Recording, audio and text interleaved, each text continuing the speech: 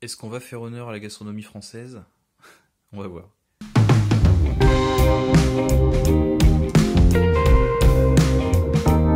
Salut à vous, alors première vidéo d'un nouveau format que j'ai envie de lancer, dans lequel on va s'intéresser à des systèmes ou à des objets un petit peu anciens, donc là que vous connaissez bien en l'occurrence, un petit peu anciens, qu'ils soient militaires ou civils, pour voir ce qu'on peut encore en tirer, d'où est-ce qu'on vient, et également quels vont être leurs avantages, quel retour d'expérience on peut avoir dessus, quel avis on peut avoir dessus, quelle analyse on peut avoir dessus, si ils peuvent nous inspirer aujourd'hui. Donc on va commencer par la ration de combat individuelle réchauffable de l'armée française. Donc un système alimentaire que vous connaissez déjà sûrement déjà bien, ou en tout cas dont vous avez déjà entendu parler. La ration individuelle de l'armée française fait vraiment partie des références aujourd'hui en termes de ration individuelle. À notre époque, voilà, souvent on cite parmi les rations les plus connues dans le monde entier les MRE américaines et les RCIR françaises. Donc la RCIR qui nous intéresse aujourd'hui est une ration qui date des années 80 dans sa conception et qui a finalement très peu évolué jusqu'à aujourd'hui, comme on va le voir aujourd'hui. Donc là en l'occurrence j'en ai une qui date des années 90, comme vous voyez, qui est périmée depuis 98, en tout cas c'est ce qui est indiqué. On va voir comment ça a évolué par rapport aux rations d'aujourd'hui. Pendant la Seconde Guerre mondiale, l'armée américaine avait déjà donc, différents types de rations, l'armée française aussi, où il y avait plus une habitude de faire une popote en fait pour les soldats. Et l'armée américaine donc, pendant la Seconde Guerre mondiale, a mis au point les rations K. Les rations K, un petit peu le même concept que les MRI aujourd'hui, c'est-à-dire une ration complète, nutritionnellement assez bien conçue, une ration autonome, mais pour seulement un repas. Et donc sur les rations K à l'époque, on a donc comme sur les MRI aujourd'hui, c'est-à-dire une ration par repas, et les rations K avaient donc la ration du petit déjeuner, la ration du déjeuner et la ration du dîner. Probablement l'armée s'en est inspirée par la suite. Pour nous, l'armée française, donc il y a eu plein de variantes de rations différentes. La RCIR est la plus connue.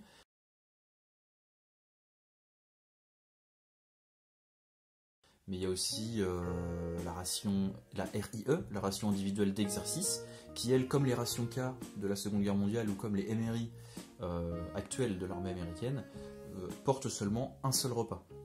La RCIR qui nous intéresse a de particulier donc qu'elle porte dans son sein, de manière autonome, de manière prête à consommer, 24 heures d'alimentation en apportant plus de 3000-3200 kcal.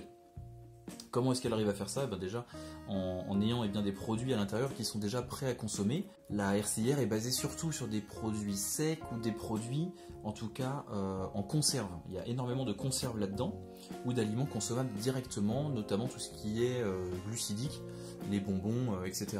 Donc vous voyez que la composition est indiquée dessus, ça a très peu évolué depuis jusqu'à notre époque.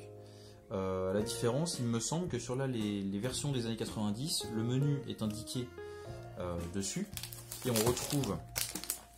retrouve au dos tous les types de menus qui existent, qui permettent d'avoir un emballage unique, là où il me semble que les rations actuelles ont le menu et la composition directement imprimés sur la boîte. Vous me direz si je me trompe ou pas. On a une partie qui est indiquée forcément en anglais pour éventuellement l'export à l'étranger ou l'approvisionnement de soldats alliés. La ration est approuvée donc pour l'OTAN et donc dans le cadre de nos accords, c'est intéressant d'avoir des indications pour les personnes anglophones. Donc l'inconvénient de ce type de ration, forcément, ça va être le poids du contenu. Là on est sur un format quand même boîte à chaussures qui fait 1,5 kg, 1,6 kg pour seulement 24 heures, j'ai envie de dire entre guillemets. Ça reste très volumineux si vous avez à avoir un apport alimentaire pour plusieurs jours. Forcément le contenant va être beaucoup trop volumineux, beaucoup trop lourd, et ça sera beaucoup plus intéressant de partir sur des rations plus légères faites maison ou du lyophilisé, etc. Également donc ce type de format va être très intéressant pour nous à copier, je pense. En acheter, pourquoi pas, si on arrive à en trouver à un bon prix, si vous arrivez à en trouver à moins de 10 € l'unité, pour 24 heures, ça reste raisonnable, je pense, vu le concept et vu le système. mais ça sera, je pense, plus intéressant pour nous, et bien éventuellement de nous en fabriquer nous-mêmes, un petit peu, bon, comme je vous ai présenté l'autre fois, mais ça peut être aussi sous un format boîte de cette façon, pour l'utiliser dans le même cadre que ces rations sont conçues, c'est-à-dire pour être à 24 heures, 48 heures sur le terrain, pas avoir à faire une popote. Il faut voir ça un petit peu comme une boîte à pique-nique finalement. Alors la RCIR comme la MRI sont autonomes dans le sens où elles ont à l'intérieur un système de réchauffage du repas. Sur la RCIR c'est un système chimique avec une flamme, un petit réchaud jetable, là où sur la MRI américaine c'est un système de réchauffage chimique dans lequel on va devoir mettre le repas, rajouter de l'eau, et la réaction chimique va faire que l'eau va chauffer et va chauffer le repas. Un système qui a l'avantage d'être sans flamme mais qui nécessite de l'eau. Donc j'ai déjà ouvert. Ce qu'on fait, c'est que ce sac plastique, on peut s'en servir directement comme sac poubelle ensuite pour nos déchets ou pour ranger. Voilà. C'est un petit peu plus pratique. Normalement, on a un système d'ouverture rapide. Là, j'ai ouvert proprement et on a donc un rabat qu'on pourra éventuellement refermer au cours de la journée, de façon à garder la boîte bien fermée dans le sac. Sur le côté, on retrouve les instructions pour l'utilisation du réchaud, pour des conseils, en tout cas des indications pour réchauffer ses plats, et également les consignes pour le traitement de l'eau, des deux côtés, même en anglais. Donc au moins, quelqu'un qui n'a jamais utilisé ces produits et qui utilise pour la première fois de sa vie une ration, eh bien, va pouvoir se dépatouiller. Donc packaging assez intéressant, assez intelligent, et encore une fois qui n'a pas évolué depuis les débuts de la RCIR. Donc dans cette ration des années 90, finalement on va retrouver un petit peu la même chose que de nos jours. On va commencer par le système donc de réchauffage, le système de réchauffage avec un petit réchaud à l'alcool solide, donc ça n'a pas changé par rapport à aujourd'hui. Donc dans la RCIR, c'est un système de réchauffage thermique avec une flamme sur lequel on va pouvoir réchauffer soit notre quart, soit les repas fournis, les boîtes de conserve fournies. Ça a des inconvénients après ce système-là, dans le sens où ça fait quand même une odeur, une flamme. Pas forcément le plus tactique, hein. C'est pas un système auto-chauffant comme dans les MRI, mais ça reste très rustique. Comme on va le voir sur l'ensemble de la ration, elle est composée de produits civils fabriqués par des sociétés civiles. L'intérêt pour l'armée, c'était d'avoir, déjà de faire jouer un petit peu la concurrence, et puis de ne pas avoir à dépenser du temps et de l'argent à développer ses propres produits alimentaires. C'est beaucoup plus simple d'acheter en gros à des sociétés civiles les produits qui nous intéressent. En plus de ça, en jouant sur les prix grâce à la quantité et grâce à la concurrence. Donc là, à Mi-Chauffe, il y a d'autres marques qui fabriquent ce type de réchaud, notamment Esbit qui est beaucoup plus connu chez nous civils. Donc là, très beau réchaud donc, des années 90. Vous voyez, donc tout est expliqué pour le composer. Et on voit indiqué ici manœuvre. Donc bien sûr pour les manœuvres militaires, hein. pas pour faire son créneau. Vous l'aurez compris. Désolé pour cette blague de mauvais goût. Donc normalement je pense qu'on va retrouver, comme à notre époque, donc une petite boîte d'allumettes à mi-chauffe. Ça c'est très sympa. Les boîtes d'aujourd'hui ont évolué, elles sont beaucoup plus grandes, on a peut-être un peu plus d'allumettes. Et surtout elles sont floquées des deux côtés avec des monuments parisiens. Il me semble Tour Eiffel et Arc de Triomphe de chaque côté, peut-être pour rappeler un petit peu le pays, et pour le côté français. Pastilles de purification d'eau, ça, je pense que ça, il y en a toujours 6 dans une ration. Donc normalement avec la ration on va pouvoir faire 6 litres d'eau potable, c'est l'avantage de cette ration. Donc ça n'a pas changé par rapport à notre époque, mais le packaging a un petit peu évolué. Mais au moins c'est tout en français, en plus petit d'ailleurs. Et donc qu'est-ce qu'on a d'autre? Du carton. Je pense que c'est pour... Il n'y a plus ça dans les rations aujourd'hui, mais je pense que la pincette prévue pour barquette de 300 grammes, ouais, c'est pour porter la... ça a évolué. Pour porter la petite barquette, pour porter sa boîte de conserve sans se brûler. Aujourd'hui, c'est une petite pince métallique qui se clip sur le côté de la boîte de conserve. Le réchaud, ça n'a pas bougé. Ah, il a pris un petit peu la rouille, presque 30 ans après. Fabriqué à trappe. Par 6, ça change de celle d'aujourd'hui. Donc les petites pastilles d'alcool solidifié. Donc ça comme aujourd'hui, mais on voit que le packaging a un peu évolué par rapport à nos jours. Très rigolo. Alors, on a des chewing-gums. ça a changé aussi par rapport à aujourd'hui. Il y a plus de chewing-gum aujourd'hui, il me semble. Paquet de mouchoirs d'une marque civile. pareil, paquet de 10, ça comme aujourd'hui. Pour s'essuyer les mains après manger, pas sûr. On connaît tous la destination de ce type de paquet de mouchoirs. Une fois qu'on a le ventre plein, le petit kit de boissons chaudes, ça n'a pas changé comme aujourd'hui, mais c'est simplement les marques et l'approvisionnement qui a évolué. Donc petit paquet thermosoudé, normalement on a 2 sucres, 2 thé, 2 cafés, un chocolat chaud, un lait et le sel, le poivre. Ça n'a pas dû changer par rapport à aujourd'hui. Normalement, café, thé, lait, chocolat, sucre en poudre. Vous avez du sucre? Dosette, sel, poivre. Non, ça n'a pas bougé. La soupe, pour le soir, de marque Madanef, instantanée, aux champignons, là en l'occurrence. Donc ça comme aujourd'hui, la différence près qu'on n'a aucune date de péremption sur ce produit-là. Bon, de toute façon, c'est de la DLUO, là tout est consommable 30 ans après, il n'y a pas de souci. Personnellement, je me ferai pas d'inquiétude pour consommer ce type de produit, même 30 ans après. Et si, on a marqué de consommer de préférence avant fin, mais il n'y a pas eu de date d'ajouter. Donc on va voir les 2 repas, normalement. Donc ça comme aujourd'hui. On a 2 grosses boîtes de 300 grammes, donc c'est ça qui fait le gros du poids de la ration. Le plat principal du midi, le plat principal du soir. Donc là, elles sont périmées depuis 2099, mais personnellement, si j'avais à les consommer, je les consommerais encore, il n'y a pas de souci. Les boîtes de conserve, ça bouge vraiment pas. La boîte n'est pas déformée, n'a pas gonflé, il n'y a pas de dégâts dessus. Je pense que la nourriture aura un petit peu perdu de son goût, mais elle sera toujours consommable sans tomber malade, sans souci. Alors la petite boîte de 300 grammes, ouais, c'est le défaut de cette ration. Voilà, c'est beaucoup de boîtes de conserve, effectivement, c'est très lourd. Donc, et on se retrouve avec beaucoup de déchets en plus. Donc on transporte énormément de poids pour rien, quoi. Ah, il y a un petit peu de dégâts. Normalement pour le midi, on a une terrine, ouais, un pâté, quelque chose. Là c'était de la mousse de canard. Elle n'a pas dû supporter le stockage à long terme. Donc là, je pense qu'elle, en l'occurrence, elle va plus être consommable. Donc ça encore aujourd'hui, ça n'a pas bougé. On a une petite boîte de terrine, de pâté, que ce soit de n'importe quel animal à poil ou à plume ou à écaille. D'ailleurs, aujourd'hui, il y a des terrines de poisson. Ça arrive souvent. Pour le soir, le petit dessert. Là, on retourne dans les années 90. Hein. Petite crème donc au chocolat. C'est perdu, entre guillemets, depuis 99 aussi. Donc vous voyez, toujours sur les RCIR, la date qui est donnée est la date la plus courte de l'un des produits, mais il y a toujours des produits qui vont toujours plus loin que cette date-là, et de toute façon, quand on est sur de la DLUO, ça sera toujours consommable.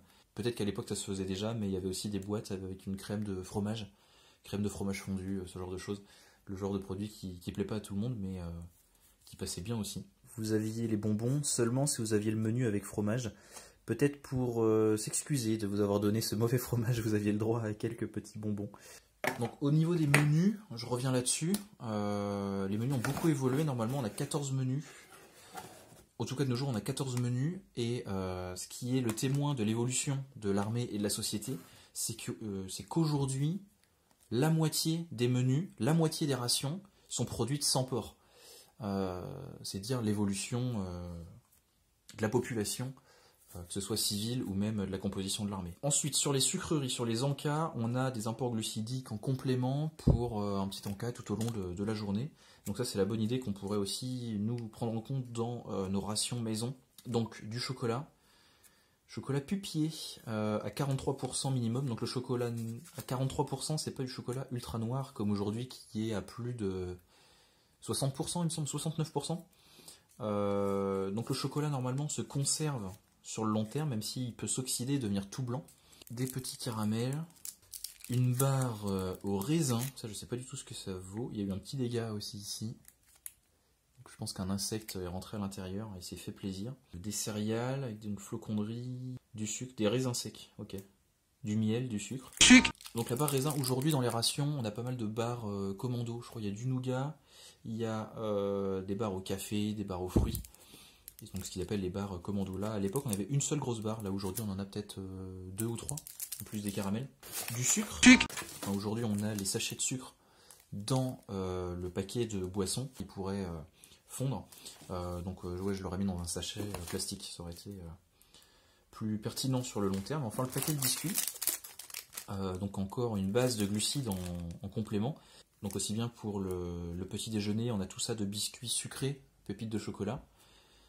produit par une marque connue d'ailleurs, encore une fois. Et tout ça de biscuits salés qui va faire office de pain pour éventuellement manger avec la terrine, même si elle a plus trop une belle tête, ou pour mettre dans la soupe par exemple, ou pour grignoter comme ça. Donc aujourd'hui ça a évolué souvent, maintenant la plupart des rations, en tout cas dans des années 2010, étaient dans une grosse boîte en carton avec des petits emballages individuels, ce qui permettait de piocher chaque biscuit sans avoir à tout ouvrir. Mais là j'ai l'impression que c'est encore le cas finalement. Ils sont rangés par deux dans des emballages individuels, dans un emballage plastique. Bon, ça aurait sûrement un sale goût de poussière, les biscuits comme ça quand ils sont ultra périmés. Mais en théorie toujours consommables, ils sont encore durs. Donc oui, cette ration finalement a très peu évolué par rapport à aujourd'hui. Donc la ration française est connue comme étant l'une des probables meilleures rations militaires du monde. Elle a acquis cette réputation au cours des années. Après, est-ce que c'est le cas? Pas forcément. C'est une ration qui a quand même des défauts, comme je vous disais, donc le poids, l'encombrement, la quantité de déchets qu'on se retrouve à trimballer donc pour rien. Hein. C'est pas tant pour le côté écologique et non déchets, mais surtout zéro déchet, mais surtout pour la place que ça prend dans le sac à dos. Imaginez si vous devez partir 3 jours, 4 jours, avoir 4 boîtes à chaussures comme ça dans votre sac à dos, c'est vraiment inconcevable. Enfin inconcevable, ça peut se faire. Donc la ration d'aujourd'hui a un petit peu évolué.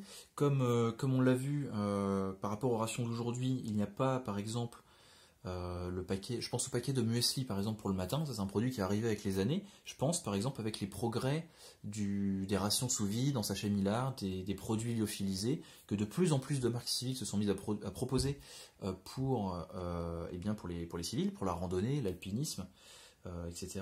Et donc l'armée avec le temps a pu acheter ces produits-là pour les intégrer dans sa RCIR, qui elle donc est restée presque la même depuis plus de 30 ans.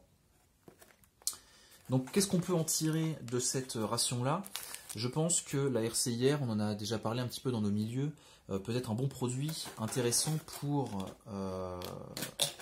certaines circonstances, c'est-à-dire par exemple le stockage. Le stockage pour avoir une ration de 24 heures pour une personne déjà prévue à l'avance, bien organisé à l'avance avec un contenant qui permet donc le rationnement, ce qui simplifie la logistique. Après, se nourrir que de ça, pas très plaisant sur le long terme, mais étant donné que c'est une ration qui est faite avec des produits civils en conserve, c'est pas forcément une ration de survie, avec des produits lyophilisés simplement faits pour rester vivant, mais là finalement, on a une ration qui garde cette bonne réputation, parce que par rapport à plein d'autres rations militaires ou de rations de survie, elle permet quand même de garder une alimentation presque normale. Beaucoup de personnes ne s'alimentent que de boîtes de conserve et de produits secs manufacturés, ne cuisinent jamais, et finalement on se rapproche un petit peu de cette alimentation-là qui n'est pas une alimentation fraîche, mais qui reste presque du haut de gamme, du gastronomique, dans l'univers de la ration militaire et de la ration de survie.